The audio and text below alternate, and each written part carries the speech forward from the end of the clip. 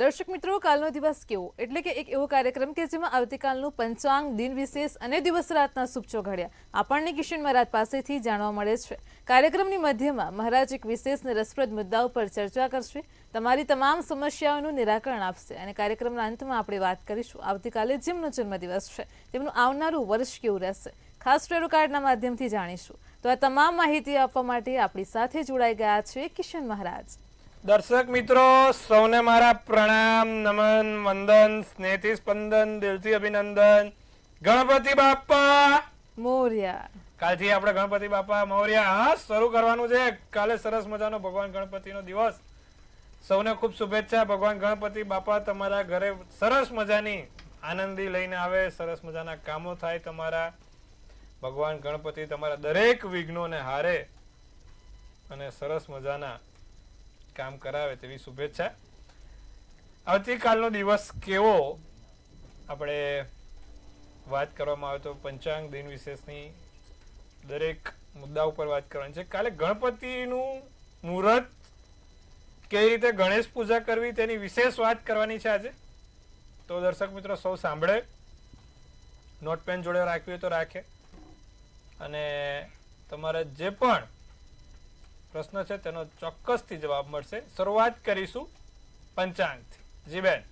જી મહારાજ, કાર્યક્રમની શરૂઆતમાં સૌપ્રથમ તો દર્શક મિત્રોને આવતીકાલના પંચાંગની માહિતી આપો। પંચાંગમાં તારીખ 27/8/2025 તહેવાર બુધવાર, તિથિ વિક્રમ સંવત 2081, ભાદરવા સુદ ચોથ, કન્યા રાશિમાં ચંદ્ર, ચિત્રા નક્ષત્ર, શુભ યોગ અને વિષ્ટિ નામનું કરણ છે।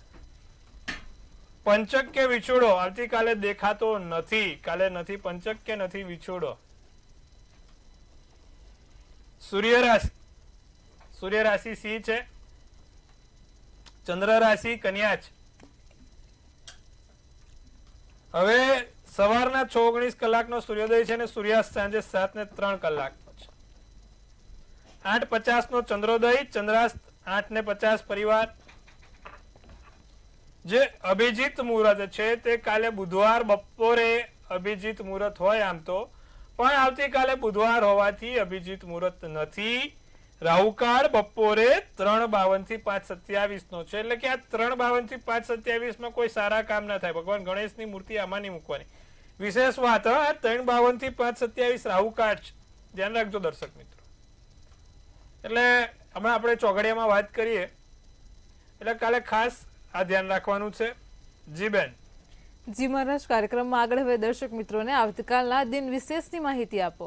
કાલે ગણેશ ચતુર્થી, ગણપતિ બાપાનો દિવસ। 1 2 3 4 ગણપતિ હે હમારે સાથ, બરોબર। ભગવાન ગણપતિના નારા બોલાવાના છે। Twinkle twinkle little star, Ganpati બાપા સુપરસ્ટાર। તો ભગવાન ગણેશજી આપણે બધા જ ઘરે ઘરે લાવીએ છીએ હવે, અને ઇકો ફ્રેન્ડલી ગણેશજીની મૂર્તિ લાવો તેવી મારી એક સુંદર મજાની અપીલ છે તમને, જેથી આપણે આ પીઓપીની કારણે ઘણી પ્રદૂષણ થાય, સમસ્યા થાય, તે ના થાય। સાથે કાલે મિચ્છામી દુક્કડમ બી છે ભાઈ, જૈન વર્ગ માટે ખાસ। અમને પણ મિચ્છામી દુક્કડમ, તમારા દરેક કામ તમારા પણ સરસ થાય અને દરેક તમારા કામોમાં સફળતા મળે। કાલે સંવત્સરી, કાલે ભગવાન ગણપતિને 7 જાસૂદના ફૂલ અને લીલી દુર્વા, ફરી એક વાર દર્શક મિત્રો, 7 જાસૂદના ફૂલ અને એક લીલી દુર્વા ચડાવવાથી તમને લાભ જોઈ શકાશે। કાલે ગણપતિ ભગવાનને 7 જાસૂદના ફૂલ ચડાવજો, લીલી દુર્વા ચડાવજો, ચોક્કસપણે લાભ થશે। તમારા કામ બધા સારા થશે, સફળ થશે। આવતીકાલે આટલું અવશ્ય કરીશું, લાભ જોવાશે। જી બેન। જી મહારાજ, કાર્યક્રમમાં આગળ હવે દર્શક મિત્રોને આવતીકાલના દિવસ ને રાતના શુભચો ઘડિયાની માહિતી આપો। દિવસ રાતમાં હવે જે લોકોને ભગવાન ગણેશજી લાવવાના છે અને લોકો પૂછે છે કે કયું મુહૂર્ત સારું, તેની પર વિશેષ વાત કરીશું। તો જે પ્રથમ ચોઘડિયું છે એટલે કે જે પહેલું ચોઘડિયું છે તે લાભ છે, સવારના 6:19 થી 7:55 કલાકનું, જે પ્રથમ લાભ ચોઘડિયું। એમાં ગણેશજીને સ્થાપન કરાવવું હોય તો કરાઈ શકાય લાભ ચોઘડિયામાં। બીજું આવશે 7:55 થી 9:30, જે અમૃત ચોઘડિયું છે, અને પછી ત્રીજું છે જે શુભ ચોઘડિયું 11:05 થી 12:40 કલાકનું, 11:05 થી 12:40 કલાકનું જે સારામાં સારું ચોગડિયું છે, અને પછી છે લાભ ચોગડિયું 5:25 થી 7:02 કલાકનું, પણ 5:27 રાહુકાળ પતે છે. એટલે બને ત્યાં સુધી આપણે લાભ ચોગડિયું ઓછું રાખીએ તો સારું, કાં તો 6 વાગ્યા પછી કરવાનું. તો 4 ચોગડિયામાં આપણે ગણેશજીનું સ્થાપન કરાય. પહેલું ચોગડિયું 6:19 થી 7:55, બીજું અમૃત ચોગડિયું 7:55 થી 9:30, ત્રીજું શુભ ચોગડિયું 11:05 થી 12:40, અને પછી આવશે લાભ ચોગડિયું 5:25 થી 7:02. પણ એ 5:25 ની જગ્યાએ આપણે 6 કલાકથી કરશું, કારણ કે પેલો રાહુકાળ પત્તા પત્તા તમે સમજો કે 5:45 થઈ જાય, એટલે 6 વાગ્યા પછી જ આપણે કરવાનું. તો 6 થી 7:02 કલાકમાં સંધ્યાકાળે આપણે ગણેશજીનું પૂજન. બને ને ત્યાં સુધી સવારમાં થઈ જાય, 12:40 પહેલા થઈ જાય, એનાથી ઉત્તમ કશું જ નથી. પ્રયત્ન કરજો, બાકી 6 થી 7 માં ચાલશે. એવી જ રીતે રાત્રિનું ચોગડિયું છે, જે લોકો નોકરી વાળા વર્ગ છે, નોકરિયાત વર્ગ છે, અને એ લોકોને કદાચ સમસ્યા છે, તકલીફ છે કે એ લોકો નથી કરી શકતા, તો એ લોકો માટે આ શુભ ચોગડિયું રાતનું છે, જે 8:25 થી 9:51 કલાકનું છે. તો એ લોકો એ સમયમાં પણ કરે તો એમને વાંધો નથી, કે જે ખાસ નોકરિયાત કે કોઈ કામોમાં ફસાયેલા છે. અને પછી છેલ્લું ચોગડિયું 9:51 થી 11:15 કલાકનું છે, જે અમૃત ચોગડિયું છે. તો દર્શક મિત્રો, મેં આ બધા તમને કાલના દિવસ રાતના ચોગડિયા કીધા. કોઈ પણ નાના મોટા કામ, સારા કામ કરવા છે, આપણે ભગવાન ગણપતિને લાવવા છે, ભગવાન ગણપતિનું કામ કરવું છે સરસ મજાનું, તો આ ચોગડિયામાં થાય, બહુ સારું ફળ મળે. જી બેન. જી મહારાજ, કાર્યક્રમમાં આગળ વધે દર્શક મિત્રોને આજનો જે રસપ્રદ મુદ્દો છે તેની વાત કરો. ભગવાન ગણપતિનું સ્થાપન કઈ રીતે કરવાનું? રસપ્રદ મુદ્દામાં અત્યારે એક જ છે કે મારે તમે લાવીએ તો કઈ રીતે એમનું સ્થાપન થાય. ભગવાન ગણેશને પહેલા તો ઉત્તર દિશામાં બેસાડવાનો હોય, એટલે એમનું મુખ ઉત્તર તરફ જાય એવું કરવાનું હોય. ઉત્તર દિશામાં એમનું સ્થાપન કરવાનું હોય. બાજોટ ઉપર કે પાટલા ઉપર ભગવાન ગણપતિને બેસાડવાના હોય. ભગવાન ગણેશને લાલ કલરનું સ્થાપન આવે, એ લાલ સ્થાપનની ઉપર ઘઉં, આપણે કોરા ઘઉં લેવાના, કોરા ઘઉં રાખવાના. કોરા ઘઉંની ઉપર ભગવાન ગણપતિને સ્થાપન કરવાનું. સાથે એક તાંબાનો કળશ જોડે લેવાનો. તાંબાના કળશમાં 5 ચાંદલા કરીશું, અને જ્યારે 5 ચાંદલા કરીએ ત્યારે ભગવાન ગણપતિની સ્તુતિ કરીશું. વક્રકુંડ મહાકાય, કાં તો વિઘ્નેશ્વરાય વરદાય સુરપ્રિયાય. જ્યારે કળશમાં સ્થાપન એટલે કે ચાંદલા કરીએ પછી એની અંદર જળ પડીએ, ત્યારે ગંગે ચ યમુને ચૈવે ગોદાવરી સરસ્વતી, એટલે કે ભાઈ આપણે જે જળ અંદર સ્થાપન કરીએ છીએ, જે જળ મૂકીએ છીએ, પવિત્ર જળ થાય તે માટે ગંગે ચ યમુને ચૈવે ગોદાવરી સરસ્વતી નર્મદે સિંધુ કાવેરી જળસ્તિન્સ્તમ. તે ભગવાન ગણપતિને શુદ્ધોક દાનમ સમર્પયામી કરવા માટે આપણે એ જળ ચડાવવાનું. તમારી જોડે એક બાજુમાં સાથે જે આપણી મોટી મૂર્તિ છે તો છે જ, પણ સાથે બીજી એકાદ નાની મૂર્તિ પણ જોડે રાખવી, કારણ કે આપણે જે પંચામૃત ચડાવીશું, જે જળ ચડાવીશું, તે આપણે નાના ગણપતિ પર ચડાવીશું. એટલે તમારી પાસે પિત્તળની, તાંબાની કે કશી પણ ચાંદીની મૂર્તિ ભગવાન ગણેશજીની જોડે હોવી જોઈએ. એટલે જે આપણી મોટી મૂર્તિ છે અને એની નીચે ભગવાન ગણપતિના રીતે આપણે પહેલા સ્નાન કરાવવાનું, શુદ્ધોક દાનમ સમર્પયામી કહેવાય. પછી પંચામૃત વડે સ્નાન કરાવવાનું, પંચામૃત બનાવવાનું, પંચામૃત વડે સ્નાન કરાવીશું. પંચામૃત વડે સ્નાન કરાવીને ભગવાન ગણપતિને ફરી એકવાર ચોખ્ખા પાણીથી મંત્રો જાપ આદરશે. ગંગે ચ યમુને ચૈવ ગોદાવરી સરસ્વતી. સાથે શુદ્ધોક દાનમ ગણપતિ શુદ્ધોક દાનમ સમર્પયામી કરીને ચોખ્ખા પાણી વડે આપણે ભગવાન ગણપતિને, પછી એમની ઉપર અબીલ ગુલાલ કંકુનો છંટકાવ કરવાનો છે. અબીલ ગુલાલ કંકુનો છંટકાવ થાય પછી ભગવાનને યજ્ઞોપવિત કરવાના હોય છે. યજ્ઞોપવિત સમર્પયામી કરીને ભગવાનને જનોઈ જોટો હોય, નહીં તો છેલ્લે નારાછડી પણ ચાલશે. યજ્ઞોપવિત કરવાના હોય છે.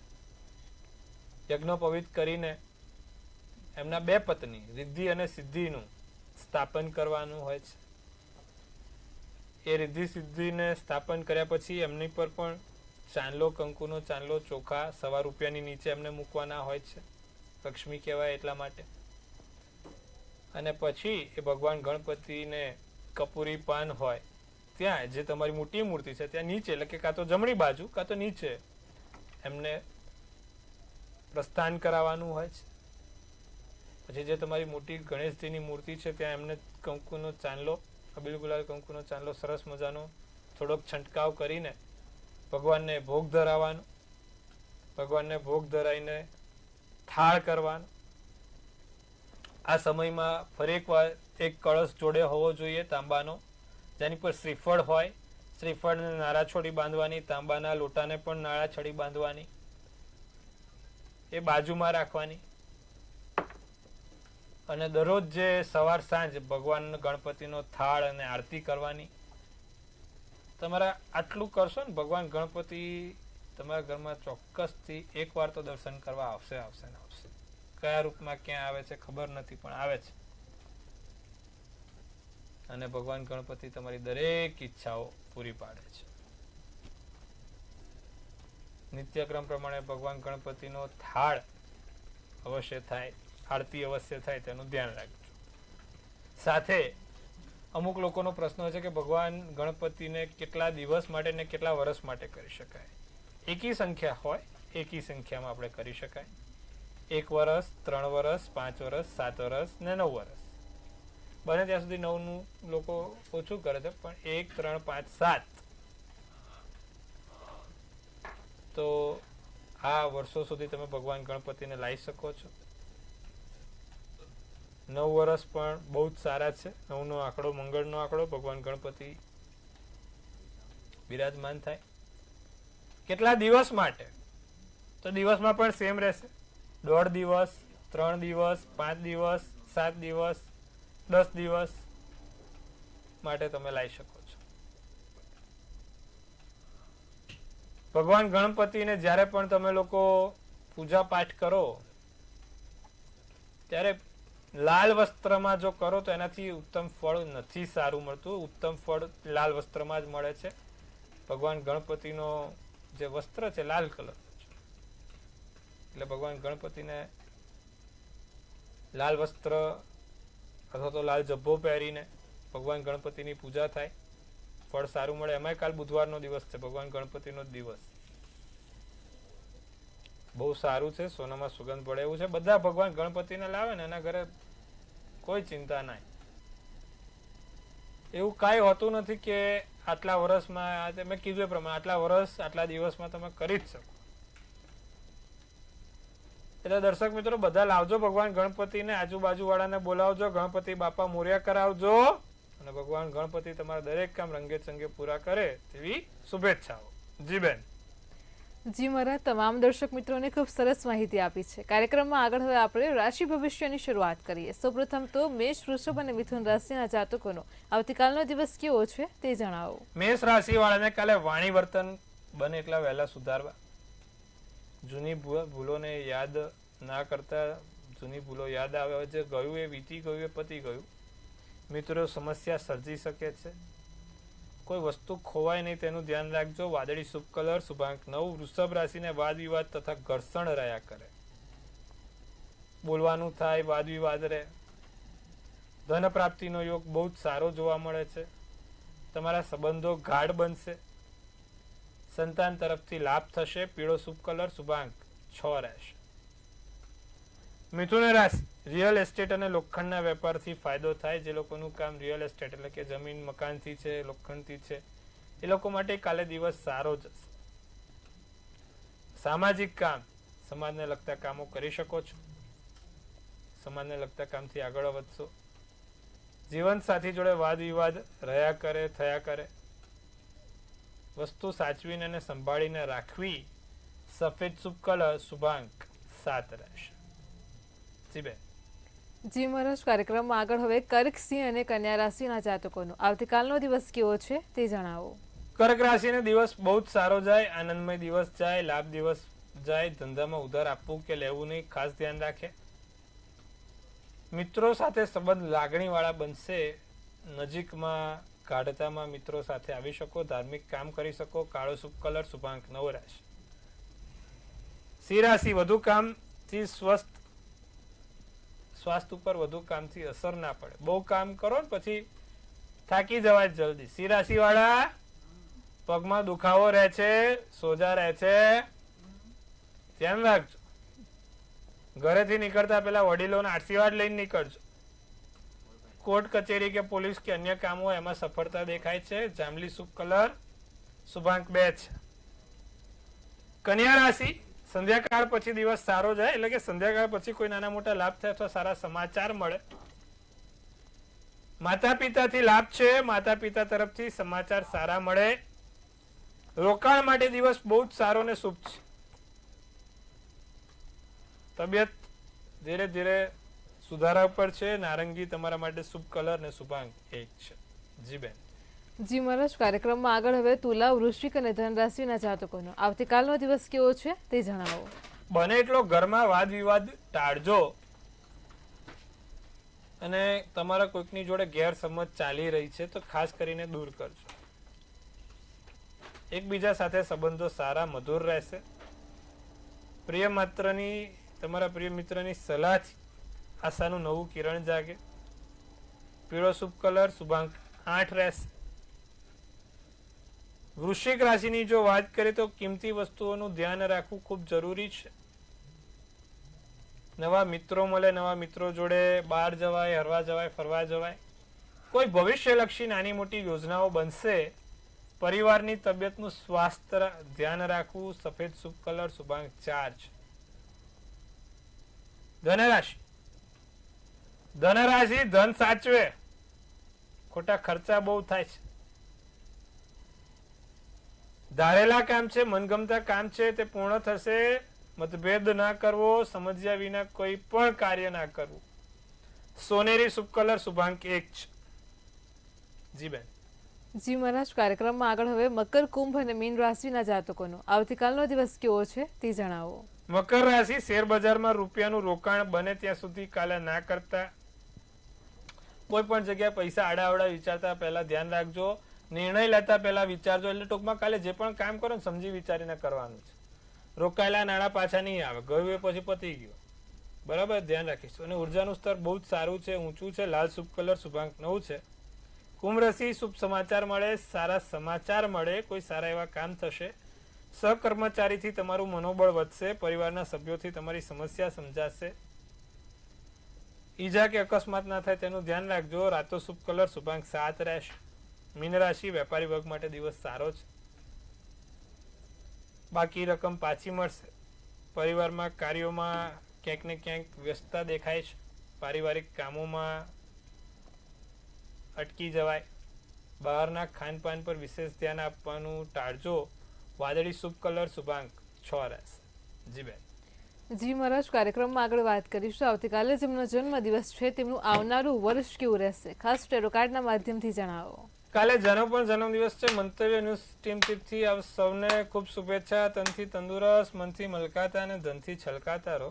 હાસ્યનું તોરણ ઝૂલતું રહે, ભાગ્યનું પાનું ખુલતું રહે, ધન કુબેરના ભંડાર ભરાતા રહે. એક સુંદર મજાનું ટેરોટ હિનલબેન કાઢશે. વર્ષ 2025, 27/8. કેવો છે જેનો જન્મદિવસ? ભાઈ, વ્હીલ ઓફ ફોર્ચ્યુનનું કાર્ડ નીકળ્યું છે. બહુ સારું કહેવાય. મેજર અલ્કાના કાર્ડ છે. સારા એવા કામ થશે. સરસ મજાનું આમ કહેવાય ને, સ્ટ્રોંગેસ્ટ મેજર અલ્કાના કાર્ડ. જે આ કાર્ડ છે ને એ સ્ટ્રોંગેસ્ટ મેજર અલ્કાના કાર્ડ છે. ભાઈ, સારું ફોર્ચ્યુન, સારા આશીર્વાદ, ગુડ લક, તમારી ડેસ્ટિની કોઈક અલગ જગ્યાએ, અને તમારા અપ્સ એન્ડ ડાઉન્સ જીવનના છે તે પૂર્ણ થશે. સારું છે બધું. ધીરે ધીરે હવે રાગે આવશે. શું કરવાથી આખું વર્ષ સારું જાય. જેનો પણ આવતીકાલે જન્મદિવસ છે, દર બુધવારે ભગવાન ગણપતિને એક લાલ જાસૂદનું ફૂલ ચડાવવાનું રાખે અને સવાર ઉઠીને ઓમ ગણ ગણપતિ નમઃ 11 વખત બોલવાનું રાખે. આવતીકાલે જેનો પણ જન્મદિવસ છે આટલું કરશું, લાભ જોવાશે અને વર્ષ પણ સારું જશે. જી બેન. જી મહારાજ, કાર્યક્રમમાં અમારી સાથે જોડાયા દર્શક મિત્રોને આટલી સરસ માહિતી આપી તે બદલ આપનો આભાર. ખૂબ શુભેચ્છા. હર હર મહાદેવ. દર્શક મિત્રો, ભવિષ્યલક્ષી કાર્યક્રમ કાલનો દિવસ કેઓને લઈને તમને જો કોઈ સમસ્યા હોય તો નોંધી લો ખાસ કિશન મહારાજનો કોન્ટેક્ટ નંબર.